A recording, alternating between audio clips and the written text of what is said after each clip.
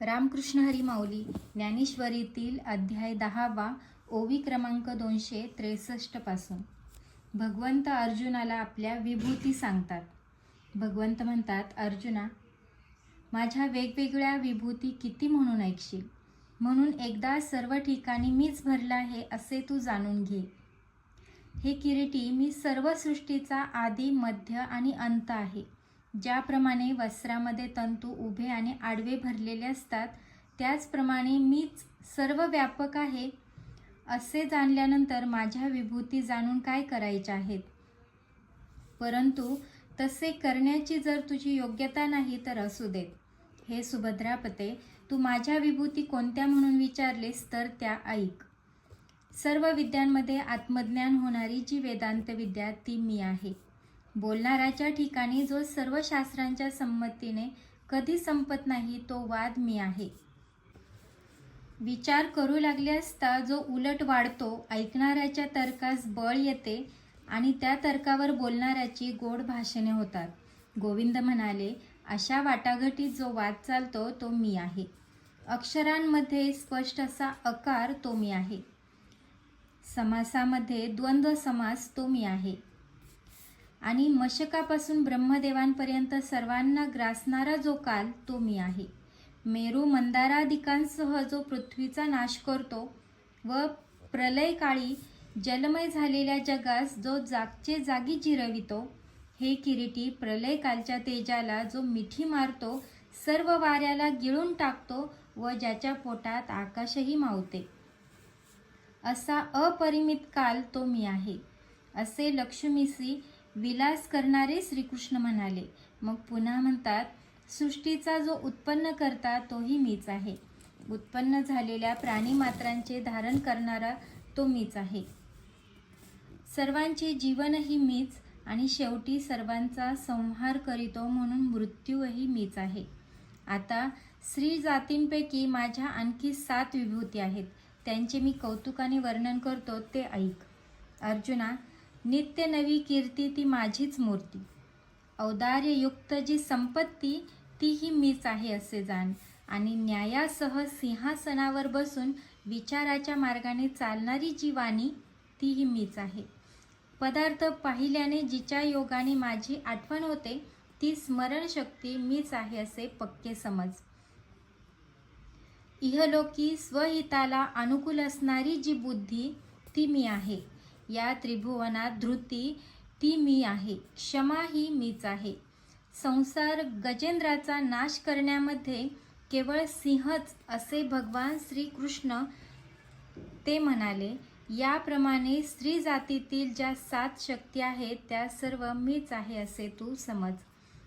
श्री रमापती म्हणतात, हे मित्रश्रेष्ठा, वेदांमध्ये असलेल्या सामवेदात बृहत्साम जो आहे तो मी आहे. सर्व छंदात गायत्री छंद आहे ते माझे स्वरूप आहे. श्रीकृष्ण म्हणतात, सर्व महिन्यांमध्ये मार्गशीर्ष मास तो मी आहे. ऋतूंमध्ये पुष्पांची वृद्धी करणारा जो वसंत तो मी आहे. हे शहाण्या अर्जुना, दुसऱ्यास फसविण्याचे जे प्रकार आहेत त्यात जुगार म्हणून जी विद्या आहे ती माझीच विभूती आहे. म्हणूनच चोहोट्यावर जुगाररूप चोरी चालली असता कोणाला निवारण करताच येत नाही. अरे, सर्व सतेज पदार्थात तेज म्हणून जी वस्तू आहे ती मी आहे असे पक्के समज. सर्व आरंभिलेल्या कार्यात ज्याची इच्छा असते तो जय मीच आहे. देवश्रेष्ठ श्रीकृष्ण म्हणाले, नीती न सोडता सर्व उद्योगात जो उद्योग ते माझे स्वरूप आहे. सत्वधीरात सत्व ते मी आहे. यादवात जो श्रीमंत तो मी आहे. जो देवकी वसुदेवांकरता जन्म घेऊन यशोदेच्या मुलीकरिता गोकुळात आला, ज्याने स्तनपान करण्याच्या निमित्ताने पूतना राक्षसीचे प्राणहरण केले तो मी आहे. बाळपणाची कळी उमलली नाही तोच ज्याने दैत्यरहित पृथ्वी केली, हातावर गोवर्धन पर्वत धारण करून इंद्राचे गर्वहरण केले. तू सुद्धा आपल्या अशा पुष्कळ गोष्टी ऐकल्या आणि पाहिल्या आहेस. म्हणून यादवात अशी ज्याची कृती आहे ते माझेच स्वरूप होय. आणि सोमवंशात तुझ्या पांडवात जो अर्जुन तो मी आहे असे समज. म्हणूनच तुझ्या व माझ्या प्रेमभावात अंतर पडत नाही. तू लोकदृष्ट्या संन्यासी होऊन माझी भगिनी सुभद्रा हिला हरण करून नेलेस, तरी तुझ्याबद्दल माझ्या मनात संशय उत्पन्न झाला नाही, कारण तुझे व माझे एकच स्वरूप आहे. सर्व मुनी श्रेष्ठ असे जे व्यासमुनी ते मी, व सर्व कवीत श्रेष्ठ जे उशनाचार्य ते मी, असे यादवश्रेष्ठ श्रीकृष्ण म्हणाले. अरे, शिक्षेत जी मोठी शिक्षा, जी मुंगीपासून ब्रह्मदेवांपर्यंत सर्वात सारखे शासन करते, ती मी आहे. सारासार विचार करून ज्या शास्त्रात धर्मज्ञानाचे अनुकरण केलेले असते, ते सकल शास्त्रातील नीतिशास्त्र ते मी आहे. हे बलवान अर्जुना, सर्व गुह्य गोष्टीत मौन ते मी आहे. म्हणून मौन धारण करणारा पुढे ब्रह्मदेव देखील अज्ञानी ठरतो. अरे, ज्ञानाच्या ठिकाणी जे ज्ञान ते मी आहे. आता विभूती विस्तार राहू दे, कारण काही केले तरी या विभूतीचा अंतच लागणार नाही. हे पहा अर्जुना, पावसाच्या धारांची गणना करिता येणे शक्य आहे का? नाही. किंवा पृथ्वीवरील गवतांच्या काड्यांची संख्या करता येईल का? तेही नाही. आणि शिवाय असे की समुद्रावरील लाटांची गणती करता येणार नाही, त्याप्रमाणे माझ्या गुणविशेष विभूतीची गणती करता येणार नाही. अर्जुना, असे असताही तुला माझ्या 75 मुख्य विभूती मी सांगितल्या. परंतु ही जी माझ्या विभूती समजून घेण्याची तुला इच्छा उत्पन्न झाली, ती सामान्य आहे अशी मला वाटली. कारण माझ्या विभूतीचा विस्तार केवढा आहे याचा पत्ता नाही. म्हणून तू त्या किती ऐकणार आणि मी किती सांगणार? याकरिता तुला एकवार मी आपले वर्म सांगतो. ज्या बीजापासून भूतांचे अंकुर फुटतात, ते बीज मी आहे.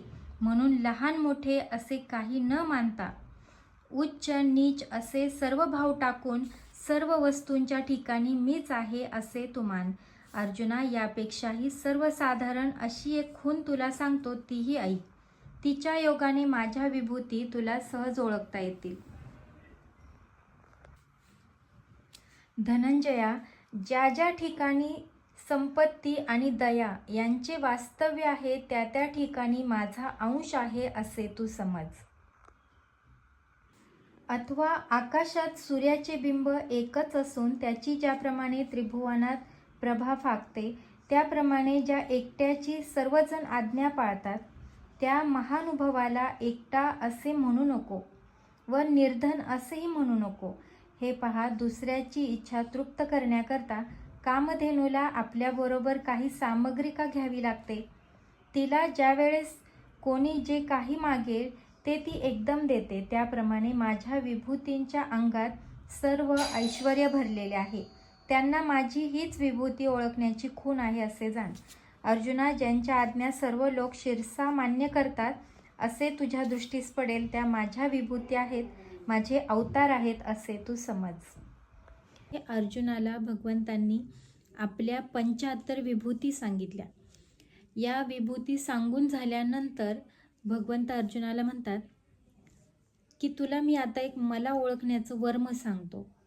त्यामध्ये पहिल्यांदा सांगितलं की ज्या बीजापासून सर्व भूतांची निर्मिती झाली, ते बीज मी आहे आणि म्हणून सर्वत्र मीच भरलेला आहे. सर्व ठिकाणी मीच आहे, कारण मीच ते बीज आहे ज्या बीजापासून ही सृष्टी बनली. त्याच्यामुळे तू लहान आणि मोठा असा मनात कधीच भेद आणू नको. सर्वत्र फक्त मलाच पहा. आणि एक महत्त्वाचं वर्म सांगितलं की ज्या ज्या ठिकाणी तुला संपत्ती आणि दया हे दोन्ही एकत्र नांदताना दिसतील, त्या ठिकाणी माझाच अंश आहे, ती माझीच विभूती आहे असे तू पक्के समज. हे 2 वर्म भगवंतांनी या ओव्यांमध्ये सांगून ठेवले आहे. आपण यापुढे वाचनाला सुरुवात करू.